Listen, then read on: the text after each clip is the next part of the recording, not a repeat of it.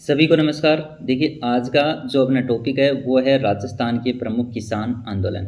और ये एक ऐसा टॉपिक है जो राजस्थान की कोई भी परीक्षा हो सब में सिलेबस में शामिल होता है। राजस्थान बोर्ड की जो कक्षा 9th और 10th की बुक्स हैं उनमें सारे टॉपिक्स ऐसे हैं, अध्यायों के नाम जो प्रत्येक सिलेबस में, प्रत्येक परीक्षा के सिलेबस में लगते हैं वो, और इनमें से प्रत्येक एग्जाम में प्रश्न पूछे जाते हैं। तो किसान आंदोलन से संबंधित चाहे कोई भी एग्जाम हो उसमें प्रश्न पूछे जाते हैं। सारे इंपॉर्टेंट प्रश्न इस वीडियो में आपसे शामिल किए गए हैं, आप अंत तक ज़रूर देखिएगा। तो चलिए शुरू करते हैं। आज का जो हमारा पहला प्रश्न है वह है कि बिजोलिया किसान आंदोलन में किस जाति के किसान सर्वाधिक संख्या में थे। काफ़ी चर्चित किसान आंदोलन रहा है और इससे संबंधित हर एग्जाम में एक प्रश्न पूछा जाता है। तो देखिए, इसमें धाकड़ जाति के किसान है वो सर्वाधिक संख्या में थे। आगे है कि मेवाड़ राज्य में जो बिजोलिया है वो किस श्रेणी का ठिकाना था। तो ये प्रथम श्रेणी का ठिकाना था, ये भी ध्यान रखिएगा। आगे नेक्स्ट देखते हैं, बिजोलिया किसान आंदोलन शुरुआत कब हुई थी। ये कई बार एग्जाम में आता है। इसकी प्रारंभ है इसका वो कब से माना जाता है। तो इसका राइट आंसर हो जाएगा 1897, जो ऑप्शन नंबर 3 में दिया गया है। इस समय से बिजोलिया किसान आंदोलन वो शुरू किया गया था। आगे देखिए, निम्नलिखित में से चौरी कर कब लिया जाता है, कब लिया जाता था। जो चौरी कर लगाया था यानी 1903 में राव कृष्ण सिंह हैं वो बिजोलिया में एक नया कर उन्होंने लगा दिया। ये भी ध्यान रखिए कि ये कब लगाया गया था, 1903 में, जब राव कृष्ण सिंह शासन संभाला उन्होंने, तो उन्होंने एक नया कर जोड़ दिया जिसका नाम था चौरी कर। जो हर व्यक्ति अपनी लड़की के विवाह के अवसर पर 13 रुपये, और कुछ साक्ष्यों में यहाँ पे आपको ऐसे भी दिखाई देगा जहाँ पे 5 रुपये भी मिलेगा। तो 5 रुपये या 13 रुपये, तो 13 रुपये मान के चलिए, जो राजस्थान बोर्ड की बुक में दिया गया है कि 13 रुपये ठिकाने में जमा करवाना पड़ता था। तो ये पुत्री के विवाह के ऊपर लिया जाता था। इसका राइट आंसर हो जाएगा ऑप्शन नंबर 2। आगे देखिए, बिजोलिया में तलवार बंधाई नाम से नई लागत, अभी हमने जो चौरी कर देखा था, अब है तलवार बंधाई। ये लागत किसके द्वारा लगाई गई थी। तो ये पृथ्वी सिंह के द्वारा लगाई गई थी। प्रश्न संख्या 5 का राइट आंसर 3 हो जाएगा। तलवार बंधाई क्या था, ये एक उत्तराधिकारी शुल्क था जो लिया जाता था और ये पृथ्वी सिंह के द्वारा लगाया गया था। आगे देखिए, तलवार बंधाई निम्नलिखित में से क्या था। तो अभी हमने इसकी चर्चा की, एक उत्तराधिकारी शुल्क है, उत्तराधिकारी शुल्क था जो लिया जाता था। फिर है, निम्नलिखित में से किसके समय बिजोलिया का जागीरी प्रशासन कोर्ट ऑफ वार्ड्स यानी महाराणा के नियंत्रण में चला था। तो ये चला था केसरी सिंह के समय। क्यों, 1914 में राव जो पृथ्वी सिंह हैं उनका देहांत हो गया था। फिर उनका पुत्र केसरी सिंह जो अल्पवयस्क था, इसलिए बिजोलिया का जो प्रशासन है वो कोर्ट ऑफ वार्ड्स यानी महाराणा के नियंत्रण में चला गया था। तो इसका राइट आंसर आप ऑप्शन नंबर 4 मानेंगे। फिर देखिए, विजय सिंह पथिक बिजोलिया किसान आंदोलन से कब जुड़े थे। ये कई बार आया है, एग्जाम में पूछा गया है। विजय सिंह पथिक बिजोलिया किसान आंदोलन से कब जुड़े थे, 1915 में। इसका राइट आंसर ऑप्शन नंबर 3 कर लीजिए। फिर देखिए, विजय सिंह पथिक को उपरमाल क्षेत्र के निवासी किस नाम से संबोधित करते थे। ये भी काफ़ी इंपॉर्टेंट प्रश्न है और एग्जाम में भी कई बार पूछा गया है। तो महात्मा के नाम से विजय सिंह पथिक हैं, उनको उपरमाल क्षेत्र के जो निवासी थे वो महात्मा के नाम से संबोधित करते थे। चलिए देखते हैं नेक्स्ट प्रश्न, किस समाचार पत्र के माध्यम से विजय सिंह पथिक ने बिजोलिया की किसान आंदोलन को राष्ट्रीय स्तर पर चर्चित बनाया था। ये भी काफ़ी महत्वपूर्ण प्रश्न है। प्रताप समाचार पत्र के माध्यम से बिजोलिया किसान आंदोलन को राष्ट्रीय स्तर पर वो चर्चित बनाया था। और प्रताप समाचार पत्र के संपादक कौन थे, गणेश शंकर विद्यार्थी। ये भी आपको पता होगा क्योंकि ये प्रश्न भी काफ़ी बार परीक्षाओं में रिपीट हुआ है। ये देखिए, प्रश्न भी है कि प्रताप समाचार पत्र के संपादक कौन थे, गणेश शंकर विद्यार्थी। इसका राइट आंसर ऑप्शन नंबर 2 मान लीजिए। और आगे है कि महात्मा गांधी ने बिजोलिया किसान आंदोलन संबंधी जानकारी प्राप्त करने के उद्देश्य से विजय सिंह पथिक को कहाँ पर आमंत्रित किया था। यानी महात्मा गांधी जब इस आंदोलन के बारे में जानकारी प्राप्त करना चाहते थे तो विजय सिंह पथिक को वार्तालाप करने के लिए बुलाया था, तो बम्बई में बुलाया था। ऑप्शन नंबर 4 इसका सही आंसर हो जाएगा, मुंबई उनको आमंत्रित किया था। ये देखिए, काफ़ी इंपॉर्टेंट फैक्ट है जो एग्जाम में आगे पूछा जा सकता है।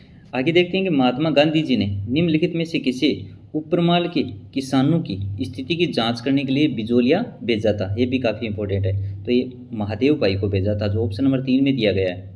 यानी उपरमाल के किसानों की स्थिति की जांच करने हेतु महात्मा गांधी जी ने महादेव भाई को बिजोलिया भेजा था।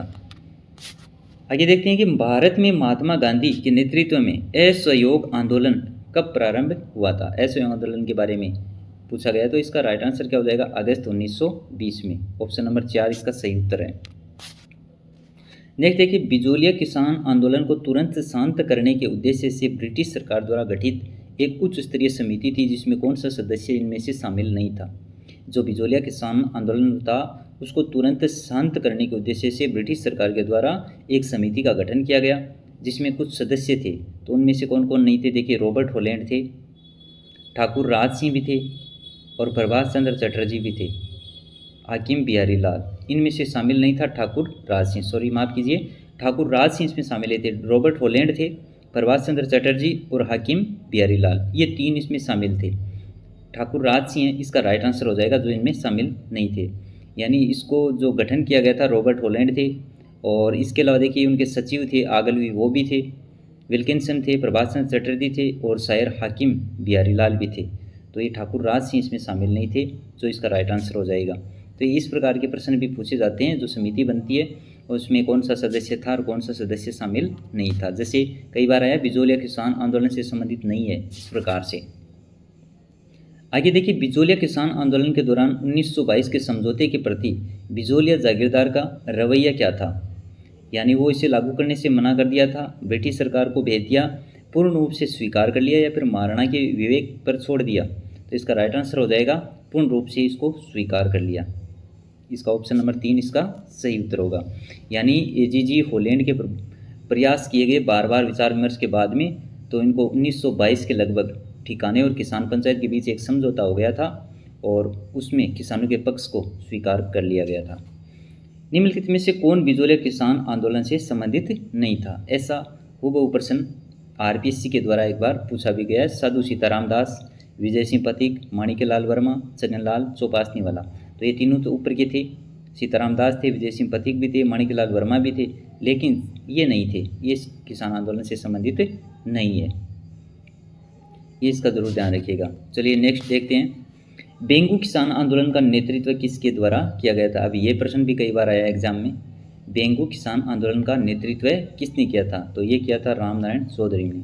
और इसके बारे में कई बार ये भी प्रश्न आया कि बेंगू किसान आंदोलन कब शुरू किया गया था।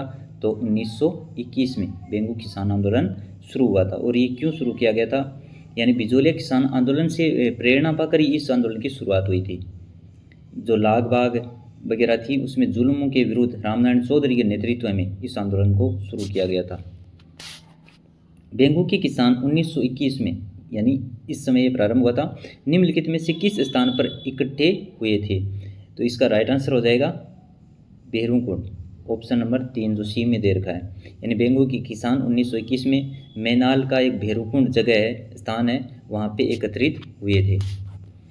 रूपाजी और कृपाजी धाकड़, ये देखिए ये काफ़ी मोस्ट इंपॉर्टेंट प्रश्न है। रूपाजी धाकड़ और कृपाजी धाकड़ किस किसान आंदोलन में गोलीबारी में शहीद हुए थे। या मान लो प्रश्न ऐसे आ गया कि रूपाजी धाकड़ और कृपाजी धाकड़ का संबंध कौन से किसान आंदोलन से रहा है। तो ये बेंगू किसान आंदोलन से संबंधित थे। ऑप्शन नंबर बी इसका सही उत्तर हो जाएगा। बेंगू किसान आंदोलन 1923 में किसानों के प्रमुख रूपाजी और कृपाजी धाकड़ हैं, वो दोनों गोलीबारी से शहीद हो गए थे। शुरुआत वैसे 21 में हुई थी, लेकिन ये जरूर ध्यान रखिए आप, रूपाजी धाकड़ और कृपाजी धाकड़ इनका संबंध पूछा जा सकता है कि कौन से किसान आंदोलन से संबंधित हैं। आगे देखिए नेक्स्ट प्रश्न है, निम्नलिखित में से किस किसान आंदोलन दौरान हुए समझौते को बोल्शेविक समझौते की संज्ञा दी गई थी। तो ये बेंगू किसान आंदोलन था जिसको बोल्शेविक समझौते की संज्ञा दी गई थी। यानी बेंगू के एक ठाकुर थे जिनका नाम था अनूप सिंह, और राजस्थान सेवा संघ के बीच में एक समझौता हुआ था, उसे बोल्शेविक समझौते की संज्ञा दी गई थी। तो ये मोस्ट इंपॉर्टेंट जो फैक्ट हैं वो भी आप जरूर ध्यान रखिएगा। बेंगू किसान आंदोलन से संबंधित जो जैसे कौन कौन संबंधित रहे हैं, कब शुरुआत हुई, और बोल्शेविक समझौते की संज्ञा भी बेंगू किसान आंदोलन को ही दी गई थी। फिर अब भरतपुर किसान आंदोलन का नेतृत्व किसने किया था। पीछे भी फर्स्ट ग्रेड में ऐसा प्रश्न आया था, भरतपुर किसान आंदोलन का नेतृत्व किसके द्वारा किया गया था। भोजी लंबरदार के द्वारा। हूबहू ये प्रश्न पूछा गया था। आगे आने वाले एग्जाम में भी हो सकता है ऐसे प्रश्न पूछे जाएं। तो नेक्स्ट देखिए, अंजुमन खादिम उल इस्लाम नामक संस्था की स्थापना से कौन सा किसान आंदोलन संगठित रूप से अस्तित्व में आया था। ये किससे संबंधित है, ये मेव किसान आंदोलन से संबंधित है। यानी प्रश्न संख्या जो 23 है इसका राइट आंसर सी हो जाएगा। अलवर भरतपुर क्षेत्र में मोहम्मद हादी ने, ये किसके द्वारा गठित की गई थी, मोहम्मद हादी के द्वारा। और इसकी संस्था की स्थापना कब की गई थी? 1932 में अंजुमन खादिमुल इस्लाम नामक एक संस्था स्थापित की गई और मेव किसान आंदोलन को एक संगठित रूप दिया गया था। तो इस संस्था का जो संबंध है वह है मेव किसान आंदोलन से। तो किसके द्वारा? मोहम्मद हादी के द्वारा ये इसकी स्थापना की गई थी। निम्नलिखित में से किसने मेव किसान आंदोलन का नेतृत्व किया था? मेव किसान जैसे भरतपुर किसान आंदोलन किसके नेतृत्व में हुआ? भोजी लंबरदार। डेंगू किसान आंदोलन किसके नेतृत्व में प्रारंभ हुआ था? रामनारायण चौधरी, हमने अभी देखा। तो वैसे ही जो मेव किसान आंदोलन है इसका नेतृत्व किसने किया था? चौधरी यासीन खान। ये भी प्रश्न कई बार आया है परीक्षा में। अलवर के मेव किसान आंदोलन का संबंध अलवर से है। अलवर का जो मेव किसान आंदोलन था इसका नेतृत्व है गुड़गांव के एक चौधरी थे यासीन खान, उनके द्वारा इसका नेतृत्व किया गया था। निमुचना हत्याकांड का संबंध किस किसान आंदोलन से है? निमुचना हत्याकांड का संबंध कौन से किसान आंदोलन से है? तो इसका राइट आंसर हो जाएगा अलवर किसान आंदोलन। 1923-24 में अलवर के महाराजा थे जय सिंह, उन्होंने लगान की दरें बढ़ा दी और उसके विरोध में ही इस आंदोलन में लोग इकट्ठे हुए और इस आंदोलन की शुरुआत हुई थी। इस सभा इकट्ठी हुई थी 14 मई 1925 को। लगभग ये डेट याद जरूर ध्यान रखिएगा। निमुचना हत्याकांड, तो उस समय अंधाधुंध फायरिंग की गई जिसमें सैकड़ों लोग मारे गए और इस घटना को निमुचना हत्याकांड के नाम से जाना जाता है, जो कई बार परीक्षाओं में आया है निमुचना हत्याकांड। नेक्स्ट देखिए, निमुचना हत्याकांड के समय अलवर का शासक, जो हमने अभी चर्चा की थी, अलवर का शासक कौन थे उस समय निमुचना हत्याकांड के समय? तो ये महाराजा जय सिंह थे, जो इसके ऑप्शन नंबर डी में दिए गए हैं, महाराजा जय सिंह। निमुचना हत्याकांड के समय अलवर के शासक महाराजा जय सिंह थे। और ये कांड कब हुआ था? अभी हमने जो बताया 14 मई 1925 को, जिसमें अंधाधुंध फायरिंग की गई जिसमें सैकड़ों लोग मारे गए और इस घटना को निमुचना हत्याकांड के नाम से जाना जाता है। ये देखिए प्रश्न भी बन गया कि निमुचना हत्याकांड अलवर में कब घटित हुआ था? 14 मई 1925 को। महाराजा कौन थे? महाराजा जय सिंह के समय। निम्नलिखित में से किस स्थान पर हुए किसानों के नृशंस हत्याकांड को महात्मा गांधी ने जलियांवाला बाग हत्याकांड से भी भयानक बताया था? कौन सा था वो? प्रश्न संख्या 28 का उत्तर हो जाएगा निमुचना हत्याकांड, जो अभी हमने इसकी चर्चा की थी। निम्नलिखित में से कौन सी घटना को महात्मा गांधी ने डायरवाद, गहरा एवं व्यापक की संज्ञा दी थी? इसका राइट आंसर हो जाएगा निमुचना हत्याकांड। महात्मा गांधी ने भी इसकी कड़ी निंदा की थी। नेक्स्ट देखते हैं, वर्ष 1921 में किसानों का सुअर विरोधी आंदोलन किस राज्य में चलाया गया था? सुअरों के विरोध में, तो ये चला था अलवर में, जो ऑप्शन नंबर सी में दिया गया।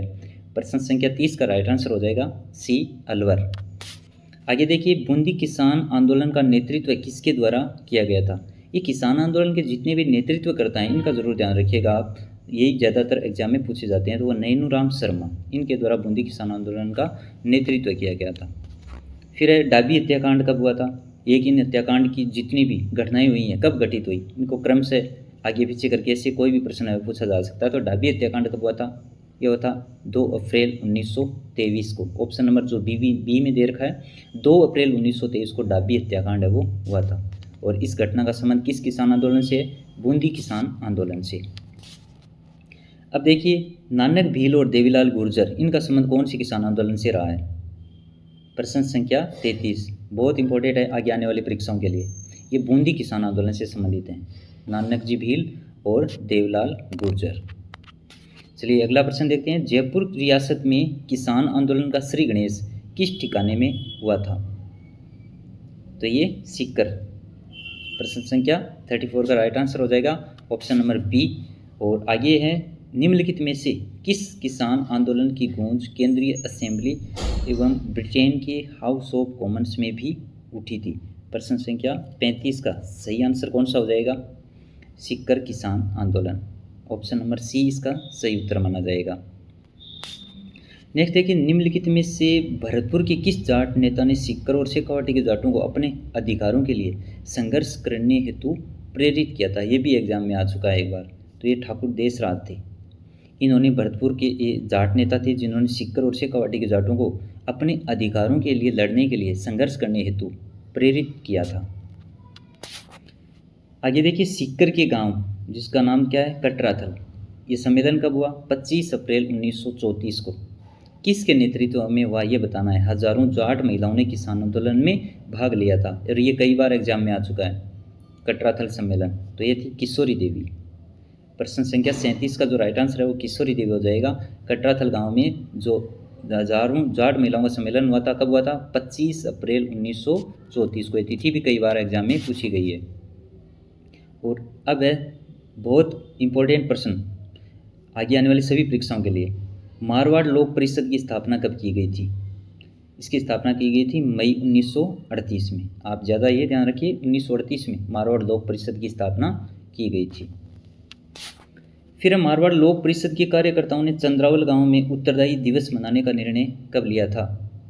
इसका राइट आंसर हो जाएगा 28 मार्च 1942 को, जो ऑप्शन नंबर सी में दे रखा है। मारवाड़ लोक परिषद के जितने भी कार्यकर्ता थे उन्होंने चंद्रावल गांव में उत्तरदायी दिवस मनाने का निर्णय लिया था 28 मार्च को। डाबड़ा यानी डीडवाना परगना किसान सम्मेलन कब आयोजित किया गया था? डाबड़ा कांड कई बार एग्जाम में आया है, कब हुआ था? 13 मार्च 1947 को। इनको क्रम से करने का प्रश्न भी कई बार आता है। डाबड़ा कांड कब हुआ था? 13 मार्च 1947 को। अगला हमारा प्रश्न है कि व्यक्ति जिसने दूध व खारा किसान आंदोलन में महत्वपूर्ण योगदान दिया था। दूध व खारा किसान आंदोलन से संबंधित वो थे हनुमान सिंह। ये भी वेरी इंपॉर्टेंट प्रश्न है आगे आने वाली सभी परीक्षाओं के लिए। व्यक्ति जिसने दूध व खारा यानी जो चूरू के पास है, उसने कौन से किसान आंदोलन में अपना योगदान दिया था? किसके द्वारा दिया गया था? हनुमान सिंह के द्वारा। और आज का हमारा आखिरी प्रश्न है, किसान यूनियन क्यों नामक पुस्तक किसके द्वारा लिखी गई थी? कुंभाराम आर्य। ये पुस्तक जिसके लेखक थे कुंभाराम आर्य। इसका right answer option number C. आज के जितने भी प्रश्न थे आगे आने वाली सभी परीक्षाओं के लिए इंपॉर्टेंट रहेंगे। आपको कैसा लगा ये वीडियो में कमेंट करके अपनी राय जरूर दीजिएगा। हम मिलेंगे एक नए टॉपिक के साथ अगले वीडियो में। Thank you.